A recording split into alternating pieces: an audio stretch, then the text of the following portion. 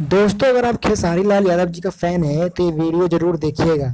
दोस्तों खेसारी लाल जी का एक गाना आज सुबह रिलीज किया गया जिस गाने का नाम था लहर उठे। दोस्तों ये गाना यूट्यूब पे बवाल करके रख दिया है, बवाल मचा के रख दिया है। और ये गाना सिर्फ और सिर्फ 10 घंटे में 1 मिलियन व्यूज इस गाने का पार हो गया। दोस्तों खेसारी लाल जी का ये गाना ब्लू बीट यूट्यूब चैनल पे रिलीज किया गया है। अगर आपको देखना है ये गाना तो ये ब्लू बीट यूट्यूब चैनल पे आप जाकर देख सकते हैं। दोस्तों ये गाना बहुत बवाल कर दिया है यूट्यूब पे।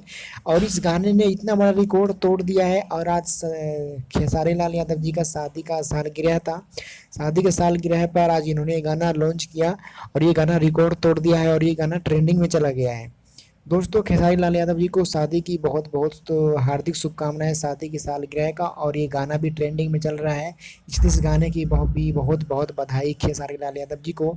इसी तरीके से हमारे भोजपुरी का नाम आगे बढ़ाते रहें, तरक्की करते रहें। अगर आप खेसारी जी के फैन हैं तो एक लाइक और सब्सक्राइब जरूर कीजिएगा वीडियो को, जिससे कि हमारा मनोबल बढ़े और हम एक से बढ़ के एक वीडियो लाने की कोशिश करें।